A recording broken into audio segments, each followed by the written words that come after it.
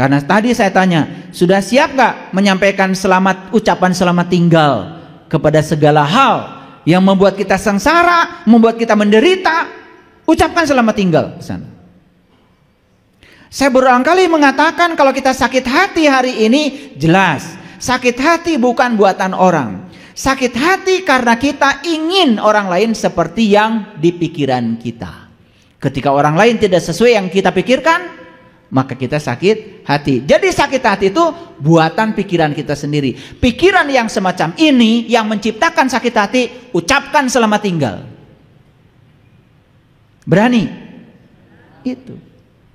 Makanya ngaji itu harus seperti kita ada di danau yang tenang. Jangan seperti tinggal di air terjun yang gemuruh. Kalau ada air terjun yang gemuruh, coba perhatikan, dasarnya tuh nggak kelihatan. Gak kelihatan. Nah, ngaji itu harus seperti kita tinggal di danau yang tenang, telaga yang tenang. Begitu tenang, maka dasarnya kelihatan. Kenapa selama ini kita tidak bisa melihat dasarnya? Karena pikiran kita gemuruh seperti air terjun, gak jelas, tidak hening, tidak bening. Itu yang membuat kita jadi selalu ewuh pakewuh, ewuh pakewuh, riweuh.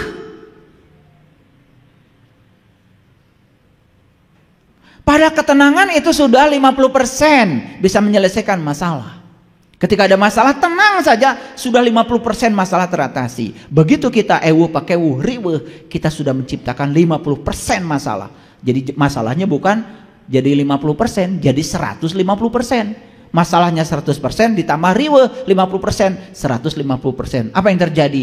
Yang terjadi marah, ngomong gak karu-karuan. Jadi ruang kehidupan itu menjadi kotor oleh sampah-sampah yang keluar dari pikiran dan kata-kata kita sendiri. Dan sampah ini bukan tanggung jawab siapapun. Sampah ini tersimpan di ruang kehidupan dan ini akan dikembalikan kepada kita di ruang kehidupan yang akan datang. Itu sebabnya jangan menjadi orang yang tidak bertanggung jawab. Kalau hari ini kok banyak sampah yang datang kepada kita, sampah yang datang dalam kehidupan kita hari ini, itu adalah sampah yang pernah kau buang di kehidupan yang dulu dan datang hari ini.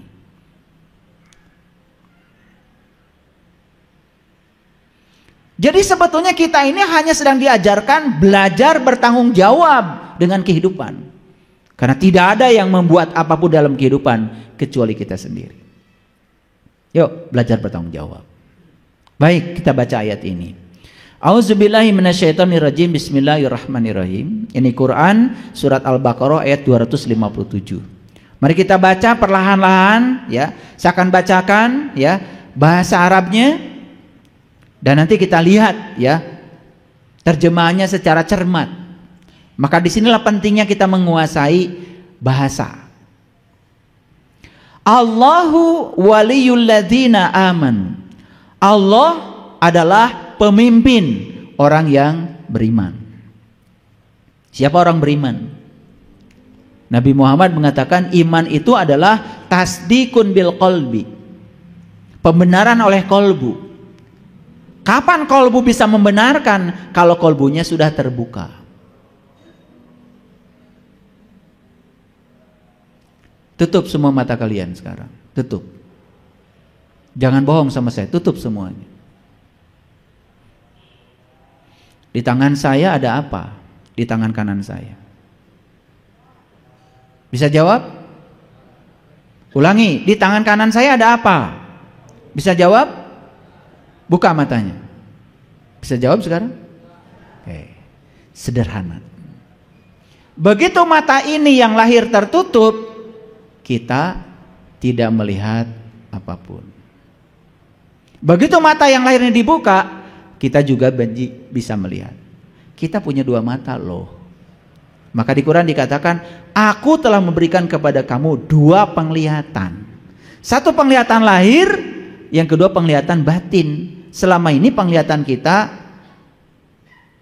cuman yang lahir saja, yang batinnya tidak pernah dibuka. Merem terus tuh kelopak mata batinnya. Akibatnya apa? Selalu salah proyeksi, salah persepsi. Makanya tasdikun bil qalbi itu artinya adalah pembenaran oleh kolbu. Tadi bisa membenarkan di tangan saya ada HP pada saat mata tertutup atau mata terbuka? Ulangi, bisa membenarkan di tangan saya ada HP pada saat mata tertutup atau terbuka? Terbuka. Saat tertutup bisa membenarkan? Clear? Oke. Itu baru urusan lahir. Sekarang bagaimana kita bisa membenarkan dengan kolbu? Tasdikun bil qalbi, kalau penglihatan kolbunya masih merem. Ilustrasi yang saya sampaikan tadi semoga bisa memberikan gambaran. Paham? Nah, ini kata Allah, Allahu waliyul ladina amanu. Allah pemimpin orang yang beriman. Jadi kalau orang sudah beriman, sudah tasdikun bil qalbi wa ikrarun bil lisan wal amalun bil arkan, hidupnya itu sudah jelas pemimpinnya adalah Allah. Kalau dipimpin oleh Allah, mungkin nggak ada kesalahan? Nggak mungkin.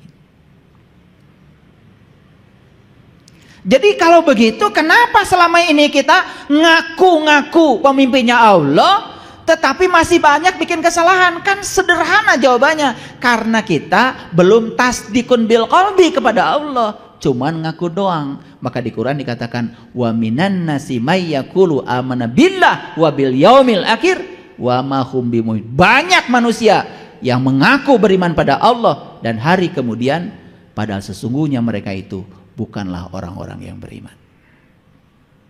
Yukhadi'una allaha wallazina amanu wa ma yakhda'una ila anfusahum wa ma yash'urun. Mereka hendak menipu Allah dan orang yang benar-benar beriman, padahal mereka sesungguhnya menipu dirinya sendiri. Wa ma yash'urun, cuman tidak sadar. Kalau tidak sadar apa artinya tadi? Tidak sadarnya apa?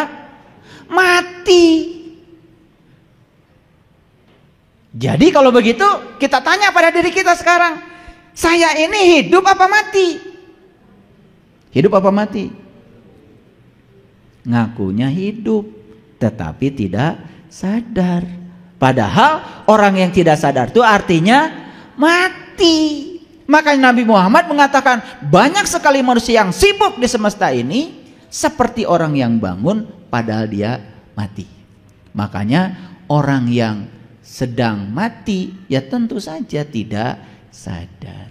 Nah, lucu, kalian itu ingin disebut hidup tetapi tidak sadar. Lucu nggak? Lucu nggak? Lucu banget. Lucu. Makanya sholat tidak sadar. Ya, nggak sadar. Udah jelas Allah bilang aqimi sholata li zikri, dirikanlah sholat untuk mengingat aku. Jadi artinya sholat itu harus bisa mengantarkan kita bisa ingat kepada Allah. Sholat yang seperti apa? Aqimi sholata li zikri, tangtungkeun sholat, dirikeun sholat. Setelah sholat itu kamu ingat kepada Allah. Sholat apa yang setelahnya kita ingat kepada Allah? Maka di Quran dikatakan ciri orang yang sholat, ciri orang beriman itu salah satunya adalah walladzina hum ala sholawatihim yuhafidun. Sholatnya itu sudah sholawat. Sholatnya itu sudah tingkatan sholawat. Sholawatnya sudah terhubung. Tidak ada lagi keterpisahan antara dirinya dengan Allah di setiap ruang dan waktu. Itu sholawat. Taunya sholawat itu membaca itu. Kan taunya begitu sholawat itu. Betul nggak? Saya mau membaca sholawat, itu bacaan sholawat. Kalau di Quran sholawat itu dari kata sholat. Sholat itu adalah terhubung, menyatu, manunggal. Sholawat tidak pernah ada keterpisahan lagi dengan yang sudah kita menyatu. Itu yang namanya tauhid. Makanya tauhid bukan ilmu mengesahkan Tuhan. Tauhid itu ilmu supaya mengesah bersama Allah. Sadar setiap saat bahwa Allah bersama kita. Kan Allah bersama kita. Loh, masa nggak sadar kita ngambil kehidupan dari sini, mengabaikan kehidupan ke sini? Betul apa tidak?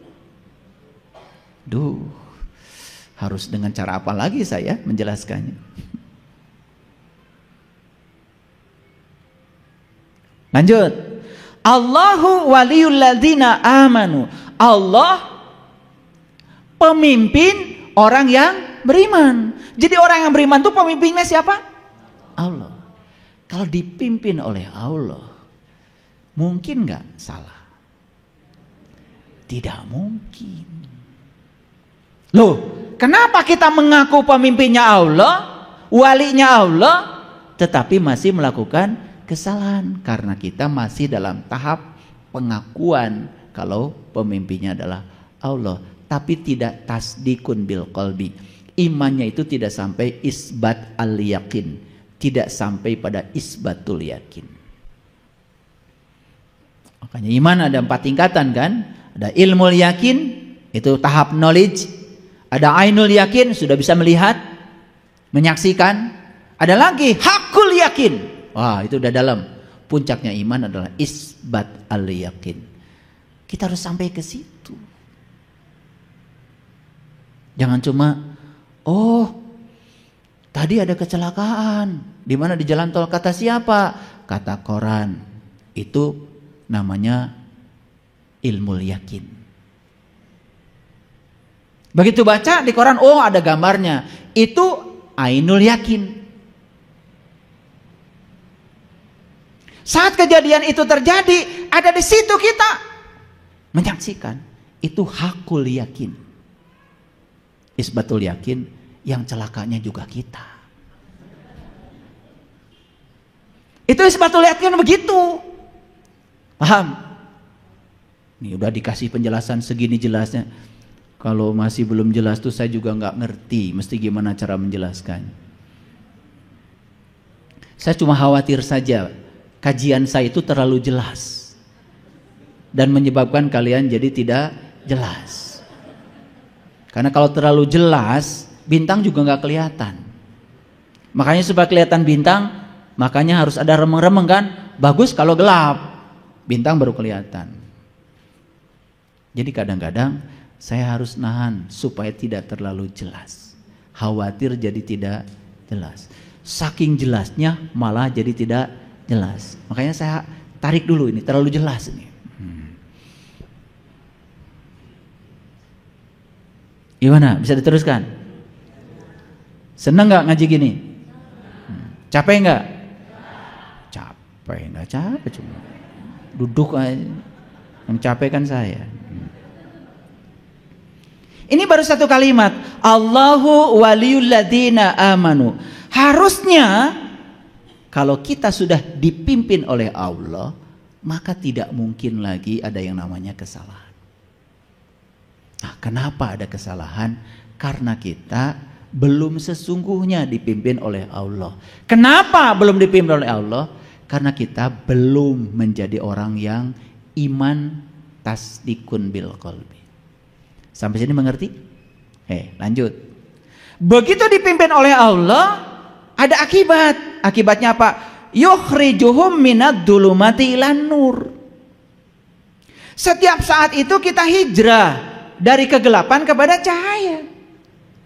Jadi kalau kita hijrah terus kepada cahaya, harusnya semakin hari semakin bercahaya.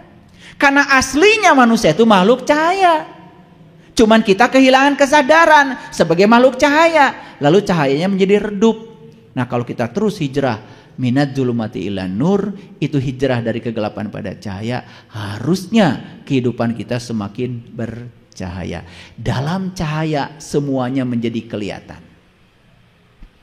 Coba, kenapa para sahabat semua bisa lihat saya sekarang? Karena ada cahaya. Kalau tidak ada cahaya nggak bisa lihat. Makanya syarat melihat harus ada cahaya. Tapi cahaya ini, kata Imam Al-Ghazali dalam kitab Mishkatul Anwar, ini cahaya majasi, ini cahaya palsu. Yang harus kita ketahui adalah cahaya di atas cahaya. Itu yang disebut dengan nur ala nur. Itulah diri pribadi kita yang sesungguhnya. Kalau sudah sampai di sana, caang baranang. Bubui bulan, bubui bulan sangrai bentang, panon poe di sasate. Ngerti lagu itu? Tuh, ngaku orang Sunda, nyanyi mah bisa, ngerti henteu. Loba teuing karaokean. Bubui bulan, bukan bulan itu. Bulan sejati yang ada dalam diri. Sampai Nabi Muhammad mengatakan dalam sebuah hadis. Hadisnya seperti ini lengkapnya. Pada saat itu para sahabat Rasulullah sedang melihat bulan purnama. Lalu tiba-tiba Rasulullah bersabda, "Kelak kamu akan melihat Tuhanmu seperti kau melihat bulan purnama. Melihatnya pun tidak berdesak-desakan." Hadis itu dalam kumpulan hadis Bukhari itu nomor 2003 itu hadis. Itu hadis yang sangat saya gemari itu. Kalau hadis itu sudah dialami luar biasa. Itu namanya bubui bulan. Sudah dibubui bulannya. Sangrai bentang. Coba sangrai kacang kan berantakan tuh. Betul? Iya. Sangrai bentang bukan bentang yang itu. Bintang di langit yang terdekat. Maka kalau kita lihat ya, galaksi Bima Sakti pakai teleskop Hubble, itulah sangrai bentang. Itu harus nyata kelihatan dalam diri. Panon poe di sasate, dipencerong. Maka di Quran surat An-Najm dikatakan, kamu tidak bisa melampaui, bahkan tidak bisa berpaling dari yang kamu lihat. Itu harus dialami, jangan diceramahkan. Alami sendiri, sehingga menjadi isbatul yakin. Yakin kalau kejadian itu ada karena kita pelakunya. Yakin tuh, tadi teh kecelakaan, yakin dah saya nu cilaka na oge. Tuh, isbatul yakin begitu.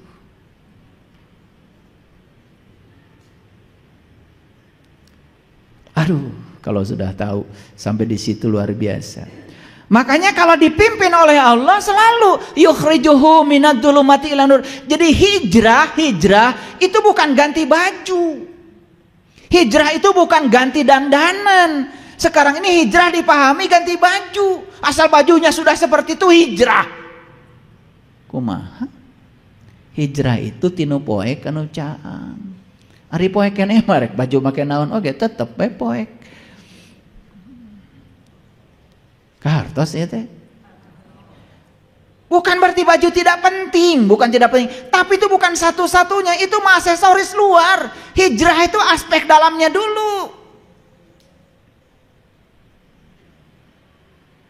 Saya sampai ngomong kenceng gini, sugan kalah artieun. Sebaliknya wallazina kafaru, orang-orang yang poe kafaru, tahu? Kafir. Orang kafir telain batur. Bukan orang lain yang berbeda keyakinan dengan kita. Kafir itu sudah jadi bahasa Inggris, kafir. Kafir teh tutup. Kan kalian juga tidur pakai bed kafir.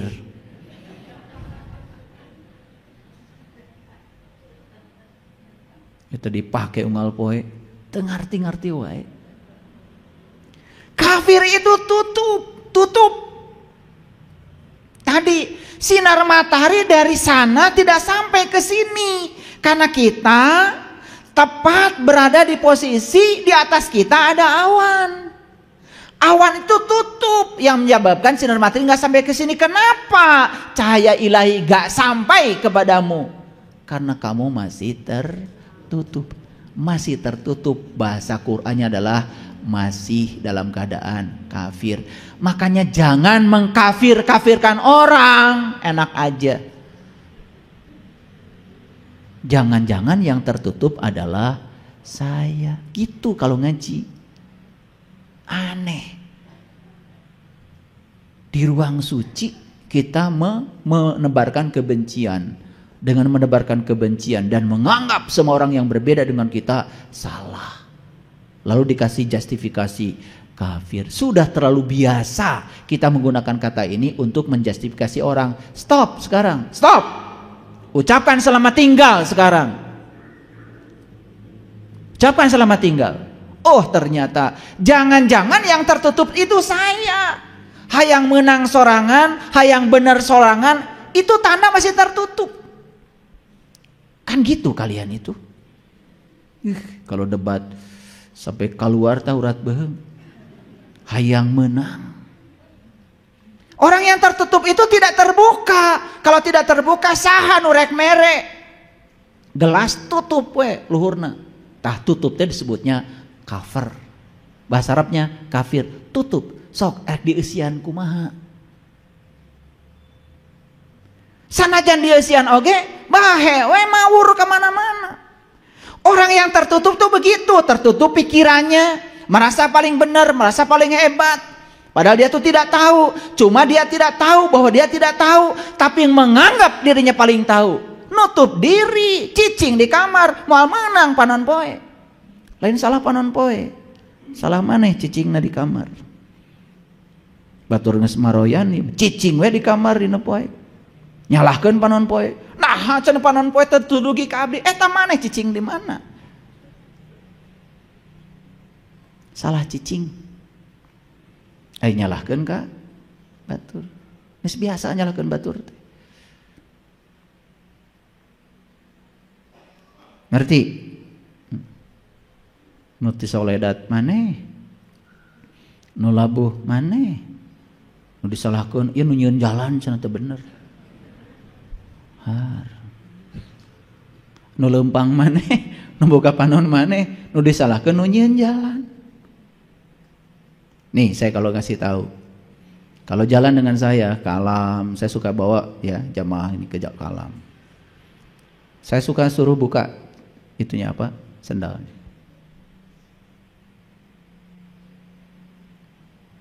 Kalau jalan di alam, kacugak, itu sudah cerminan. Can bener hirupna. Eta ningali tincakeun we can bisa. Da jalan mah salengkah, tingali tincakeun. Da lamun waspada mah eling, waspada. Ya, sadar dan mawas diri, tingali eta tincakeun. Piraku teu katingali. Da lamun katingali mah teh tincakeun salengkah, teu malaweung moal kacugak. Da kacugak teh malaweung. Makanya banyak yang wah katanya lebay katanya. Ayah mah lebay kumaha? Kacugak wae can disebutkeun hirupna teu bener. Eta teh cerminan mun maneh kacugak keneh hirupna ge kacugak keneh. Mung disalahkeun teh. Saya ke alam bawa sama, kalian juga sama, lewat jalan yang sama kan? Dah saya teu kacugak, nah hari maneh kacugak. Betul apa tidak? Ini sederhana. Kalau di rumah ada bunga yang mati, bukan takdir. Teu boga iman. Awas. Wah, masa katanya bunga mati jig-jigigan kanu iman? Dalam eta bunga teh ditalingakeun. Anjing-anjing teh memeh sarapan urang teh tuh. Sarapan da karunya. Makhluk hidup di rumah kita teh bukan hanya jelema. Aya sasatoan, aya kembang, aya tatangkalan. Sarua da harayangeun hirup teu maranehna ge. Ngan maranehna mah teu boga leungeun. Da leungeunna ku Allah titipkeun ka jelema. Tah leungeun jelema teh tujuanna teh ceuk kembang teh hampura jelema. Pangnyokotkeun cai. Ieu akar geus garing. Da kaula mah teu boga leungeun. Nah, mun leungeunna dipake nyokot cai, sok weh tadi disiram akar teh kakarai gunana leungeun teh. Jadi kalau kita sudah tidak punya kasih sayang, ulas asih, gak punya iman, mementingkan diri sendiri, paeh tatangkal teh. Makanya tangkal paeh di imah gara-gara iman. Setuju? Terserah mau setuju mau enggak juga. Ini cerminan yang kecil. Tapi kita kadang-kadang tidak sadar. Karena kita terbiasa mikir yang besar-besar. Ulangi sekarang. Kafir itu apa tadi? Tertutupnya pikiran, tertutupnya kolbu, hayang bener sorangan, asapang solehna, asapang iuna, pang ituna, tertutup terhadap kritikan dan pandangan di orang lain, itu namanya kafir bahasa Arab. Ngartos? Paradigma tentang kafir yang lama tinggalkan. Selamat tinggal. Sekarang saya sudah punya pemikiran yang baru. Geningan anu kafir teh orang gitu. Sekarang ngaji teh bener. Kalau udah berdandan kayak gini, udah ngakunya orang beriman aja. Kayak heula. Kan iman teh tasdikun bil qalbi, masih merem kene. Lanjut. Nah, wallazina kafaru auliya'uhumut tagut. Sedangkan orang-orang yang masih tertutup pasti pemimpinnya teh tagut. Apa sih tagut itu? Ya, supaya tidak terlalu lama saya menjelaskannya. Tagut itu adalah pikiran gelap yang ada pada diri kita. Meh teh hese. Nah, pikiran gelap pada diri manusia sering disebut iblis, sering disebut setan. Makanya setan mah tara gogorowokan, ngaharewos. Yuwaswisu. Teu aya swantenan setan. Mun nyareos teh kieu wungkul. Jam 2 teh beker teh geus surung. Tet. Setan mengukur kieu wungkul. Tunuh. Kitu wungkul. Ieu mah aya soraan keneh. Tah setan nu asli mah teu aya, ngan bilang tunuh. Kitu wungkul nyareosna udah disimut deui. Betul apa tidak? Jadi yang namanya togut ini sudah salah arti. Togut itu kadang-kadang diartikan jadi patung, bukan. Nah, patung mah tidak bahaya. Patung itu indah, kelihatan, tidak bahaya. Yang bahaya itu sifat patung. Patung itu yang paling bahayanya adalah tidak berubah. Nah, sifat kita yang tidak mau berubah itu yang bahaya. Taetan haram teh lain patungna, sifatna. Mun sieun ningali patung teh murid gede. Padahal nu tara robah mah maneh. Tiba heula kitu kahirupan. Betul apa tidak? Iya. Eta ngewa ka jelema tiba heula geus 5 tahun, 10 tahun masih ngewa keneh patung. Terubah-rubah. Paham?